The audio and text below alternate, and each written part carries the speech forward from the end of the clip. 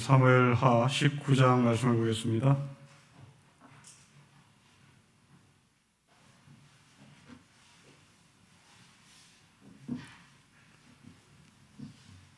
(19장) 1절부터 15절 말씀을 한 절씩 기도하겠습니다.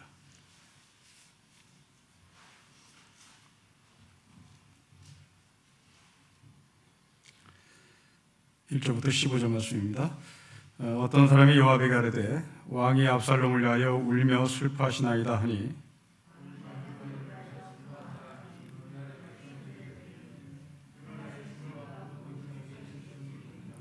그날의 백성들이 싸움에 쫓아 부끄러워 도망한 같이 가만히 성읍으로 들어가니라.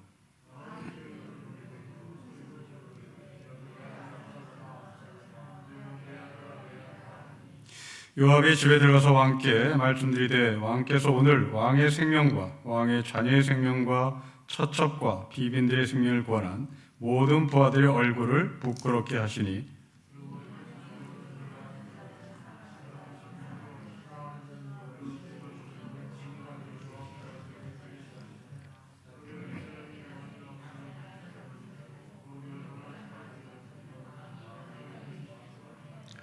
이제 곧 일어나 나가 왕의 부하들의 마음을 위로하여 말씀하시옵소서. 내가 여호와를 두고 맹세하오나니 왕이 만일 나가지 아니하시면 오늘 밤에 한 사람도 왕과 함께 머물지 아니할지라. 그리하면 그 화가 왕이 젊었을 때부터 지금까지 당하신 모든 화보다 더욱 심하리이다 하니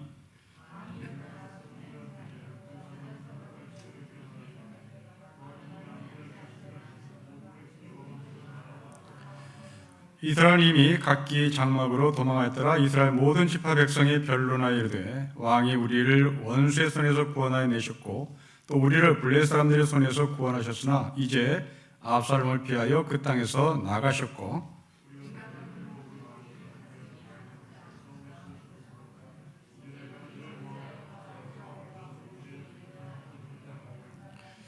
다윗 왕이 사독과 아비아달 두 제사장에게 소식을 전하여 이르되 너희는 유다 장로들에게 말하여 이르기를 왕의 말씀이 온 이스라엘이 왕을 왕궁으로 도로 모셔오자 하는 말이 왕께 들렸거늘 너희는 어찌하여 왕을 궁으로 모신 일에 나중이 되느냐.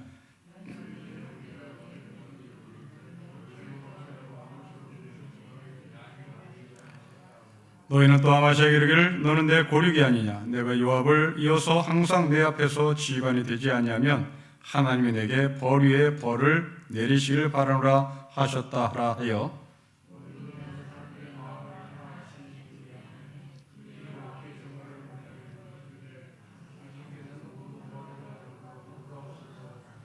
같이겠습니다. 왕이 돌아와 요단에 이르매 유다 족속의 왕을 맞아 요단을 건너가 이르고 길갈로 오니라. 아멘. 전쟁에서 이제 승리한 다윗이 예루살렘으로 환공하기 위해서 길갈에 머무른 이야기가 오늘 본문의 결론의 이야기입니다. 왜 전쟁이 일어났는지를 우리가 좀 짚어봐야 할 것인데요. 이 전쟁은 외국과의 전쟁이 아니라 아들과의 전쟁입니다. 소위 내전입니다. 압살롬은 다윗의 아들입니다.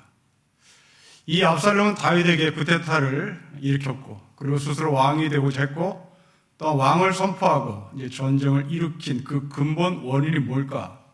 그 근본 원인은 압살롬의 누이 동생 다말이 이복형 암논이라는 사람에게 성폭행을 당한 것으로 원인은 출발합니다.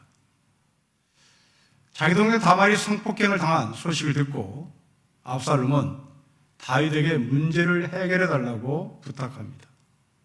그러나 다윗은 모른 척합니다. 화가 나는 이 압살롬이 자기 이복형 암논을 죽이죠. 다윗의 아들들은 이 암논이 죽었다는 소식을 듣고 뿔뿔이 다 흩어져 도망갑니다.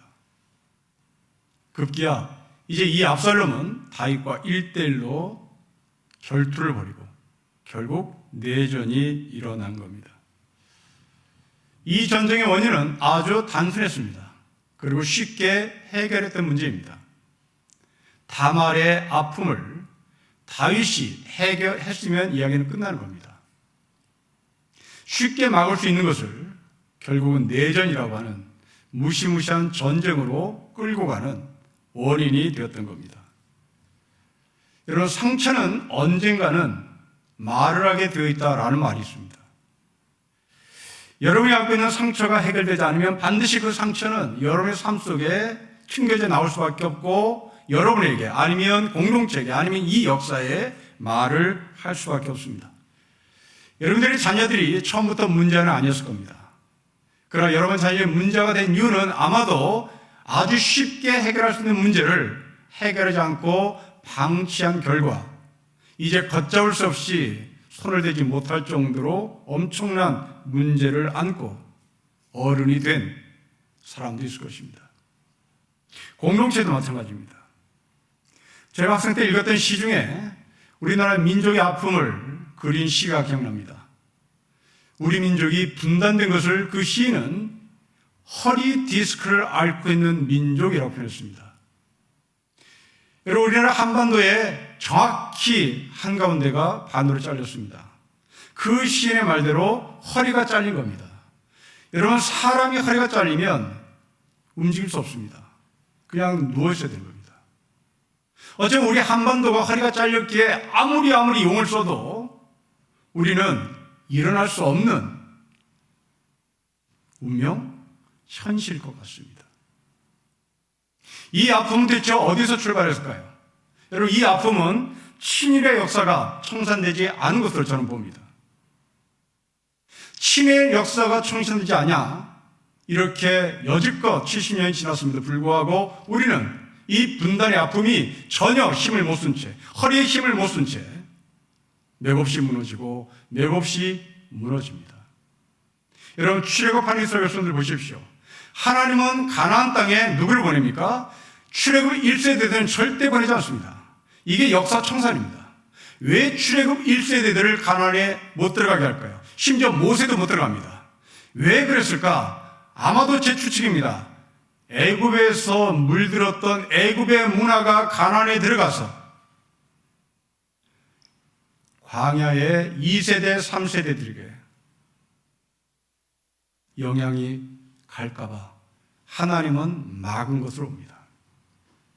철저히 역사 청산합니다. 안타깝게도 우리는 이런 역사 청산을 해본 적이 없습니다. 뒤늦게 한 10년 전에 역사학자들이 친일 인명사전을 만들었습니다. 이렇게 해서라도 친일의 역사를 청산해보자라고 하는 학자들의 의견이었습니다. 판사, 검사, 군인, 교육부 곳곳에 포진됐던 친일의 역사 인물들을 다 등재시켰습니다. 그런데 여러분, 그 사전은 반쪽에 불과했습니다. 까보고 보니 그랬습니다. 그 역사학자들이 그 사전에 임명시키지 않은, 그 사전에 등재하지 않은 사람들이 있었습니다. 그 사람들은 자기의 선생들이었습니다. 역사학자들, 소장학파들의 이 역사 청산은 정말 갸륵하고 정말 의미가 있었으나 정작 역사를 왜곡한 자기들의 선생님, 자기들을 가르쳐준 역사학자들의 이름은 거의 등장하지 않았습니다. 정치는, 군인들은 역사청산에 이름을 올렸으나 정작 이름을 올려야 할 역사 왜곡된 학자들은 다 뺐습니다. 아직도 우리는 이 친일 역사가 청산되지 않아 지금 한반도의 분단은 마치 허리 디스크를 앓고 있는 사람처럼 맥을 못 춥니다. 이어서 6.25 전쟁의 아픔은 정말 끔찍합니다. 북에서 피난 내려온 사람들, 특히 황해도에서, 평안도에서 내려온 사람들, 이들은 거의가 다 대지주들입니다. 김일성에게 땅을 빼앗겼기 때문입니다. 땅을 빼앗긴 이 대지주들, 이 황해도 사람들, 평안도 사람들, 이들은 이를 갈면서 남쪽으로 내려왔습니다. 이를 갈면서 남쪽으로 내려올 때 이들의 손에는 자신의 고향에 있는 토지 문서를, 땅 문서를 절대적으로 손에 쥐고 내려왔습니다. 지금도 자기 손자들에게 이것을 전해주고 있습니다. 여러분, 이런 사람들에게 있어서 통일, 어떤 통일일까요? 수평의 통일은 안 됩니다. 이들에게서 통일은 응징해야 되는 겁니다. 이들에게서 통일은 저들을 정복해야 되는 겁니다. 그래야 내 땅이 내 손으로 들어올 수 있기 때문입니다. 그러니 이것을 교묘하게 이용하는 정치가들은 계속 빨갱이 타령을 하고 계속 공산당 타령을 해서 끊임없이 북에서 내려온 사람들의 아픔을 계속 긁어대는 겁니다. 개인의 문제도 그렇습니다. 그 아픔을 계속해서 긁어댈 때 압살롬처럼 큰 일을 벌인 것이고 결국은 압살롬이 죽는 것처럼 자기가 죽는 겁니다. 아벨의 핏소리가 땅에서 탄식하며 호소하듯이 그렇게 아직도 청산되지 않은 아픔들이 우리를 향해서 외치고 있는 겁니다. 우리나라에는 항상 1등, 1등 하는 것이 참 많습니다. 좋은 것도 1등, 나쁜 것도 1등이 많은데 그 중에 여러분들에게 세계에서 가장 긴 무덤이 우리나라에 있다는 사실을 알려드립니다. 세계에서 가장 큰 무덤이 아닙니다. 세계에서 가장 큰 넓이의 공동묘지가 아닙니다. 세계에서 가장 길이가 긴 무덤입니다. 출발부터 끝까지 거리가 1km입니다. 대전에 있습니다. 민간인들이 군인들에서 학살당한 현장입니다. 겹겹이 시체들이 쌓여 있습니다. 총 7,000명의 민간인이 학살당했습니다. 꼴짝이었어요. 그 꼴짝이에서 직선으로 총을 쏴댔으니 가장 긴 무덤이 된 것입니다. 여러분 알고 있는 거창 양민 학살 사건 어떻습니까? 719명이 학살당했습니다. 여러분 그 중에서 15세 이하 미성년자 남녀 아이들의 시신은 359구가 나왔습니다. 50%가 넘어버립니다. 군인도 아닙니다. 성인도 아닙니다. 719명에 359명이 어린아이들입니다. 여러분 이 모든 것들은 다 어디에서 출발했을까요? 거듭 말씀드리지만 친일 역사가 청산되지 않았기 때문입니다. 일제 순사가 죽이는 방법대로 죽였습니다. 일제 군인들이 죽이는 방법대로 그대로 죽였습니다. 이게 우리의 아픔입니다. 사랑하는 성도 여러분, 여러분들의 자녀들의 상처는 어디로부터 출발했는지를 헤아려 보십시오. 혹시 우리가 무시하고 넘어간 그 조그만 상처가 깊이 뿌리 내려서 암덩어리로 번지고 있을지도 모릅니다. 그렇다면 상처 입은 그 아이들에게 여러분들이 용서를 구해야 합니다. 상처 입은 그 아이들에게 여러분들이 사과를 하고 그 문제를 풀어야 합니다. 다윗이 다말의 문제만 풀었어도 이런 내전은 일어나지 않았습니다. 압살롬의 아픔을 헤아리기만 했어도 이러한 무지끔찍한 전쟁은 일어나지 않았습니다. 어차피 전쟁이 일어났습니다. 압살롬과 싸워서 다윗은 승리했습니다. 전쟁에서 승리는 축제입니다. 특히 고대 시대의 전쟁에서의 승리는 축제요. 그 축제의 결과는 전쟁에 참여한 사람들이 서로 전리품을 나누는 그런 수순으로 가야 된 겁니다. 그런데 웬일인지 다윗은 축배를 들지 않습니다. 꺼역꺼역 울기 시작합니다. 개선문으로 통과해서 사람들에게 전리품을 나눠야 되는 최고의 사령관으로, 최고의 왕으로서 그런 행동을 하지 않고 꺼역꺼역 울기만 합니다. 여러분 18장 33절을 보십시오. 우리 18장 33절을 읽겠습니다. 시작. 왕의 마음이 심히 아파 문 위층으로 올라가서 우니라. 그가 올라갈 때 말하기를 내 아들 압살롬아, 내 아들 압살롬아, 차라리 내가 너를 대신하여 죽었다면 압살롬 내 아들아 하고 웁니다. 19장 4절도 똑같습니다. 왕이 그의 얼굴을 가리고 큰 소리로 부르되 내 아들 압살롬아, 압살롬아, 내 아들아 꺼역꺼역 웁니다. 여러분 당연히 아들이 죽었으니 아버지가 울 것이라고 받아들이면 좋을 것 같습니다. 그런데 여러분 지금 이 광경을 다윗을 위하여 전쟁에 참여했던 군인들의 입장에서 해석해 보십시오. 군인들의 입장에서 지금 고대시대의 군인들은 우리나라 지금 우리처럼 국방의 의무를 하기 위하여 누구나 전쟁터에 나가는 게 아닙니다. 고대시대의 전쟁은 돈 벌러 가는 겁니다. 고대시대의 전쟁은 출세하러 가는 겁니다. 그러면 전리품을 나눠주는 겁니다. 축제를 만들어야 하고 그 축제 속에서 전쟁에 참여한 군인들에게 필요한 것들을 공급해야 되는 겁니다. 그런데 하지 않았습니다. 이로 인하여 전쟁에 참여했던 군인들은 기가 죽었습니다. 여러분 1절부터 3절 말씀 보십시오. 어떤 사람이 요압에게 아뢰되 왕이 압살롬을 위하여 울며 슬퍼하시나이다 하니 왕이 그 아들을 위하여 슬퍼한다 함이 그날에 백성들에게 들림에 그날의 승리가 모든 백성에게 슬픔이 됐습니다. 승리가 슬픔이 됐습니다. 이제 어떤 행동이 벌립니까? 그날에 백성들이 싸움에 쫓겨 북구로 도망같이 가만히 성읍으로 들어옵니다. 패잔병처럼 들어옵니다. 전쟁에 승리한 군인들이, 축제에 참여할 군인들이, 전리품을 받아야 할 군인들이 죄진 것처럼 소리 없이 숨을 죽이며 각자 집으로 돌아갑니다. 월드컵에서 승리한 우리나라 축구선수가 대통령 기분이 안 좋다는 이유로 인천국제공항을 조용히 들어오는 것입니다. 그런 형국입니다. 누군가가 지금 다윗의 신기를 경호하고 있는 것 같습니다. 다윗과 압살롬은 아버지와 아들의 관계 맞습니다. 그래서 울 수밖에 없습니다. 그러나 여러분, 다윗의 군대와 압살롬의 군대는 그냥 군인입니다. 여기는 뭐 혈연 관계 없습니다. 그냥 싸우면 되는 겁니다. 다윗은 왕입니다. 공인입니다. 공적인 자리에서 사적인 아픔을 드러냅니다. 사람들은 이런 지도자를 절대 신뢰하지 않습니다.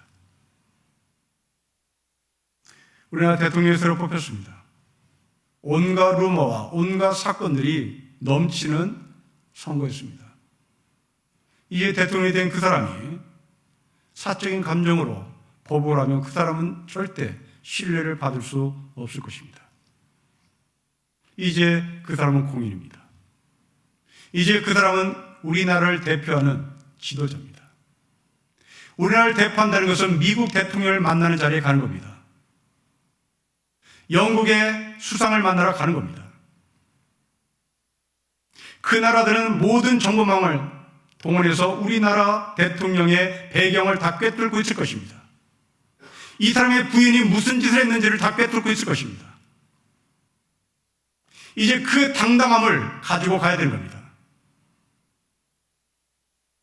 그 당당함이 미국 대통령 바이든 앞에 서야 하는 겁니다. 그런데 그들이 갖고 있는 정보망에 논문이 거짓말하고 논문을 뺏기고 그러면 서양 사람들은 거짓말하는 것은 치욕스럽게 생각하는 사람들입니다. 과연 나라와 나라의 장사가 되려는지요? 과연 대통령이 가서 우리나라의 유익을 위하여 당당하게 말을 할 수 있을는지요? 사적인 감정을 앞세웠던 이 다윗은 결코 이스라엘 백성들을 신뢰를 하지 못했습니다. 급기야 다윗 죽고 난 다음에 이스라엘은 남북으로 분단되죠. 여러분, 솔로몬이 죽고 나서 남북으로 분단된 것을 원인으로 찾으면 안 됩니다. 남북의 분단의 원인은 훨씬 거슬러 올라가는 겁니다. 다윗은 목숨을 걸고 전쟁에서 돌아온 다윗의 군대들, 다윗의 군인들에게 관심을 가졌습니다. 그러나 전혀 관심을 갖지 않았습니다. 오직 압살롬밖에 관심이 없었습니다. 여기에 갑자기 화가 난 요압이 나섭니다. 여러분 5절부터 7절 보십시오.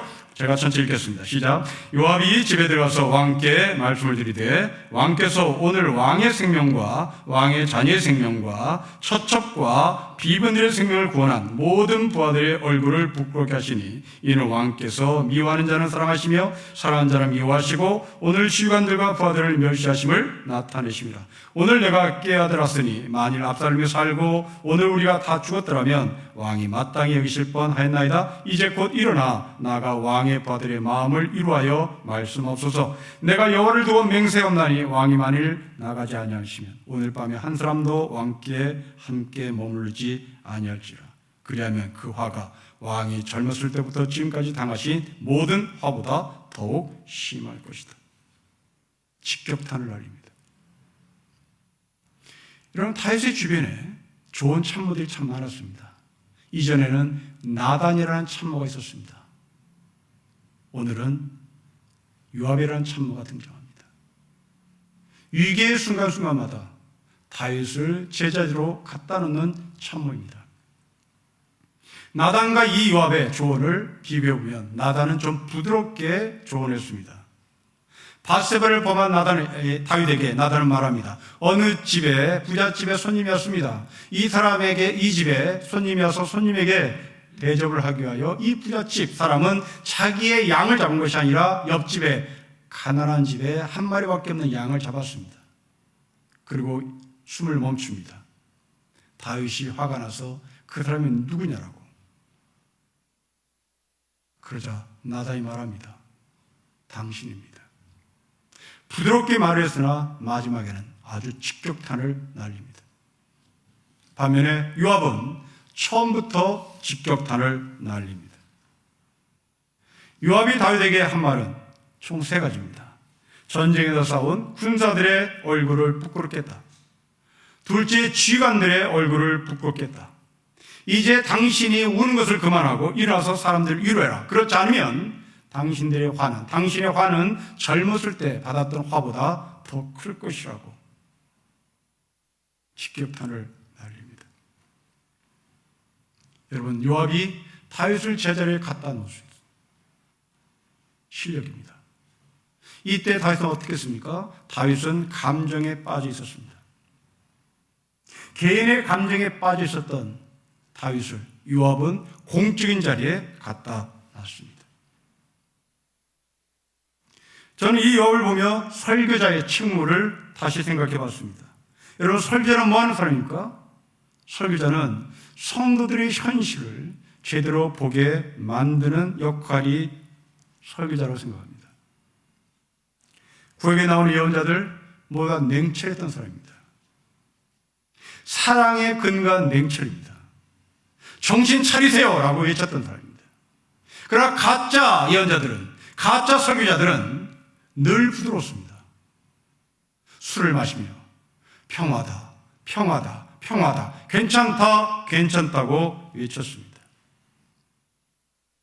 여러분, 사람이란 힘든 일이 생기면 자기의 동굴 속에 스스로 들어가는 경향이 인간에게는 있습니다.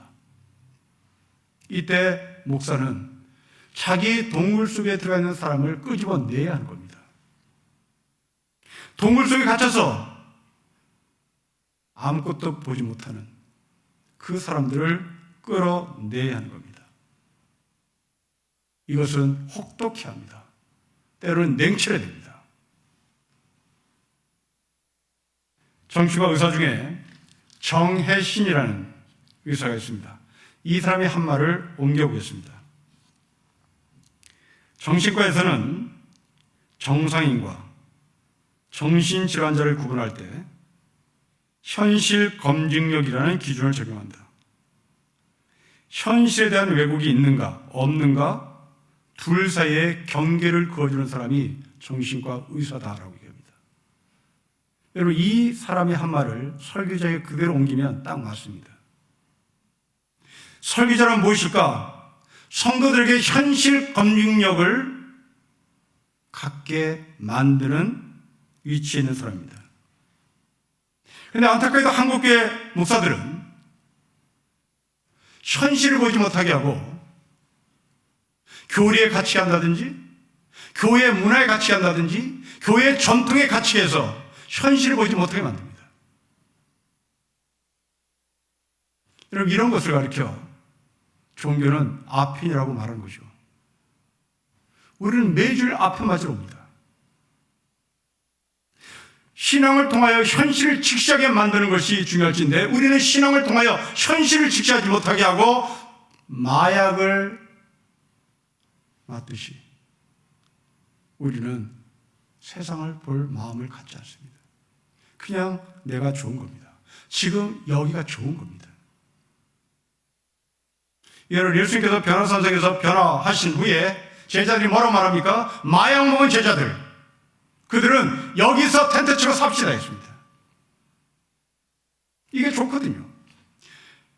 예수의 얼굴이 변형됐으니, 예수 얼굴이 햇빛처럼 빛났으니 얼마나 신났겠습니까? 그런데 예수님은 그 제자의 현실을 보게 만듭니다. 내려가야 한다고. 여러분, 내려가니 뭐합니까? 내려가니 예수와 제자들을 잡기 위하여 사람들은 기다리고 있었습니다. 예수님은 우리에게 마약을 내리신 분이 아닙니다. 예수님은 우리에게 현실을 보게 만드시는 분입니다. 설교자는 이렇게 설교를 준비해야 할 것 같습니다. 나단은 돌려서 얘기했으나 정확한 메시지를 전달했습니다. 요압은 아주 직설적으로 전달했습니다. 돌려서 정확한 메시지를 전달하건 직설적으로 전달하건 메시지는 정확해야 되는 겁니다. 구렁이 담당하는 식으로 해도 되고 안 해도 될 말을 하는 것은 설교가로 말할 수 없습니다. 정신질환자를 만드는 설교자의 설교를 우리는 거부할 수 있어야 되겠습니다. 이 직격탄을 날린 요압을 다윗은 어떻게 처리했을까가 궁금합니다. 여러분 13절 보십시오. 같이 읽겠습니다. 시작. 너희는 또 아마시아에게 이르기를 너는 내 권력이 아니냐. 너가 요압에 이어서 항상 내 앞에서 지휘관이 되지 아니하면 하나님이 내게 벌 위에 벌을 내시기를 바라노라 하셨다 하였습니다. 요압이 강등됐습니다. 요압이 잘렸습니다. 그리고 그 요압의 자리에 아마샤를 세웁니다. 자, 우리는 여기서 겁을 먹습니다. 그래, 직격탄을 날리면 잘린다고. 세상은 모난돌에게 정이 가는 거야. 뭘 나서 잘났다고 앞서냐, 뭘 잘났다고 바른 말 하냐. 그러니 세상은 부드럽게 사는 거야. 알아도 모르는 척 그렇게 사는 것이다. 중간에 서는 것이다. 앞서지 말라, 뒤서지 말라, 중간에 붙어라. 아마도 요압이 강등당하는 모습을 보고 우리는 선뜻 그런 생각을 할 것입니다. 여러분, 그렇지 않습니다. 그것은 더 이상 성경이 아닙니다. 만약 그런 메시지를 우리에게 전달한다면 그것은 성경이라 말할 수 없습니다. 요압은 잘린 이유가 있습니다. 여러분, 아마샤는 누굽니까? 아마샤는 압살롬의 군대 장관입니다. 압살롬 편에 섰던 사람입니다. 그런데 다윗은 압살롬의 편에 섰던 아마샤를 요압의 자리에 앉히고 요압을 강등시킵니다. 왜 그랬을까? 요압의 강직성이 아닙니다. 이유는 다른 데 있습니다. 성경 본문을 보겠습니다. 18장 5절을 좀 가보십시오.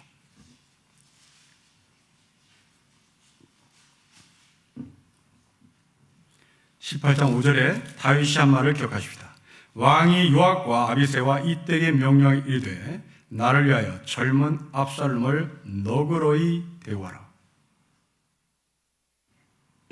왕의 명령입니다. 왕은 압살롬을 죽이지 말라고 명령했습니다. 요압은 왕의 말을 거역한 겁니다. 압살롬을 죽였습니다. 이것이 처음이면 그대로 넘어갈 수 있을 것 같습니다. 그런데 3장 27절에 보면 또 요압은 아브넬을 유인해서 죽입니다. 아브넬을 죽인 요압에게 다윗이 말합니다. 그 죄는 너에게 돌아갈 것이다. 강경파였기 때문에 숙청을 당했다고 해석하는 것은 성경하고는 전혀 거리가 멉니다. 요압이 숙청당한 이유는 다윗의 마음을 헤아리지 못했기 때문입니다. 그리고 아마샤는 북이스라엘 편에 서서 압살롬을 도왔던 장군입니다. 다윗은 그 사람을 회유해서 자기 편으로 만듭니다. 여러분, 소위 통합의 정치를 했던 겁니다. 자기의 적을 자기의 편으로 끌어들여 이스라엘의 전체 통합을 이루기 위한 소위 햇볕 정책을 다윗은 폈던 겁니다. 더 이상 북이스라엘과 싸울 수 없다. 북이스라엘을 끌어안아야 되겠다. 그로 인하여 아마샤를 끌어들이고 이제 다윗은 천하 통일을 이루고 이스라엘의 최고의 지도가 되는 겁니다. 여러분, 싸워서 이기는 것도 좋지만 싸우지 않고 이기는 것은 더 훌륭한 지도자라는 말이 있습니다. 지금 다윗은 전쟁 후에 이스라엘 전체를 통합하는 데 있어서 싸우지 않고 아마샤를 자기 편으로 만들었습니다. 여러분, 링컨이 남북전쟁에서 승리한 후에 미국을 전체로 통합할 수 있었던 이유 중에 하나가 남쪽의 장군 리라고 하는 이름을 가진 리 장군을 미국 전체에 대단히 중요한 요직의 자리에 앉혔기 때문에 링컨 이후로부터 미국은 전체의 통합의 나라로 갈 수 있었습니다. 여러분, 세종대왕을 보십시오. 장영실이라는 노예를 과학자로 인정하고 높은 관직에 불러들입니다. 신문의 벽을 깬 통합의 정치입니다. 복음에 근거한 정치를 세종대왕은 했던 겁니다. 여러분, 지금 유럽에서 최고의 국가가 독일로 인정받고 있습니다. 메르켈 총리가 독일을 유럽의 최고의 국가로 만들어 놓은, 그런데 이 사람은 통합의 정치였습니다. 이 사람은 야와 여가 없었습니다. 독일을 위해서라면 필요한 사람을 불러다가 같이 정치를 했습니다. 저는 이 이후로부터 독일이 걱정됩니다. 히틀러가 독일을 통치할 때 유럽에서 최고의 국가였습니다. 이제 두 번째로 독일이 최고의 국가가 유럽에서 이루었습니다. 독일의 밑바닥에 깔려있는 혹시 히틀러를 흠모하는 사람들, 그들이 다시 독일의 위대함을 전 세계에 알리고 싶어 허튼 짓을 할까 대단히 두렵습니다. 통합의 정치는 이렇게 힘이 있습니다. 다윗은 적을 자기의 편으로 끌어들이는 그런 통합의 정치였습니다. 이제 모든 것이 평정되고 다윗은 예루살렘으로 가기 위하여 지금 채비를 하고 소위 길갈에 머무는 말씀이 오늘 15절의 말씀으로 끝이 납니다. 여러분, 15절 말씀을 같이 읽겠습니다. 19장 15절입니다. 왕이 돌아와 요단의 이름에 유다 족속이 왕을 맞아 요단을 건너가려고 길갈로 옵니다. 여러분, 요단을 건너서 길갈에 도착한 다윗, 이 그림은 누구 그림입니까? 여호수아의 그림입니다. 여호수아가 가나안에 들어가기 전에 요단을 건너 길갈에서 여호수아는 이스라엘 백성들에게 할례를 베풉니다. 이제 마음가짐을 단단히 했다는 얘기입니다. 가나안에 들어가기 위하여 할례를 행했던 길갈의 할례 돌무덤들, 지금 다윗은 그 자리에 섰던 겁니다. 예루살렘에 들어가기 전에 자기는 새로운 마음으로 무장을 하는 겁니다. 저는 이것을 마음의 할례라고 표현합니다. 자기에게 다시 주신 하나님의 기회, 그 기회를 나는 내 마음대로 하지 않겠다. 길갈에서 할례를 행하고 여호수아가 가나안에 들어갔던 것처럼 나는 마음의 할례를 하고 이제 하나님의 뜻대로 이스라엘을 통치하겠다는 다짐을 새롭게 하고 예루살렘에 들어가는 겁니다. 사랑하는 성도 여러분, 여러분들은 하나님께서 늘 기회를 주실 것입니다. 근데 그 기회가 너무나 우리에게 흔한 일이 되어서 길갈에 서 있을 마음조차도 없이 그냥 나는 새로운 기회를 자동으로 얻은 것처럼 착각할 수도 있습니다. 저는 여러분들이 부탁합니다. 길갈에 서야 합니다. 하나님이 나에게 새롭게 기회를 주셨을 때 나는 길갈에 서서 내 마음의 할례를 행해야 되는 겁니다. 내가 압살롬의 마음을 헤아리지 못했던 거, 내가 다말의 아픔을 헤아리지 못했던 거, 그리고 암논의 죽음을 해결하지 못했던 거, 이 모든 것들을 해결하지 못한 것을 다시 새롭게 해석해내고 할례를 받아 예루살렘으로 들어가야 하는 것입니다. 여러분 삶 가운데 길갈, 바로 그 자리에서 여러분들 할례를 받으십시오. 여러분들의 삶 가운데 있어야 할 그 길갈에서 여러분 뒤를 돌아보셔야 되는 겁니다. 내 아이가 왜 이렇게 이 모양이 그리 됐을까? 내 아이가 왜 이렇게 엉망진창이 되었을까? 그것을 찾아내는 곳, 바로 그것은 여러분이 서 있어야 할 길갈입니다. 그 자리에서 여러분 아들에게 할례를 베푸십시오. 여러분 딸에게 할례를 베푸십시오. 그리고 새롭게 무장을 하고 예루살렘에 들어가셔야 하는 겁니다. 그냥 지나는 길갈이 아니라 할례를 행하는 여러분의 길갈이 되시기를 주 이름으로 축복합니다. 기도하겠습니다. 하나님 아버지, 모든 것이 평정되었고 아들이 죽었다는 이유로 왕의 자리에서 사적인 일로 울었던 다윗을 다시 본래 자리로 갖다 놓으신 아버지 하나님, 우리가 있어야 할 자리, 그 자리에서 이탈되어 있다면 다시 그 자리를 찾게 하시고 그 길갈에서 할례를 행하게 하시고 그 길갈에서 나를 돌아보게 하시고 그 길갈에서 내 아들의 아픔, 내 자녀들의 상처 다시 싸매고 치유하고 함께 무장해 새롭게 예루살렘에 들어가는 우리의 여정 되게 하옵소서. 주 예수 그리스도의 이름으로 기도합니다.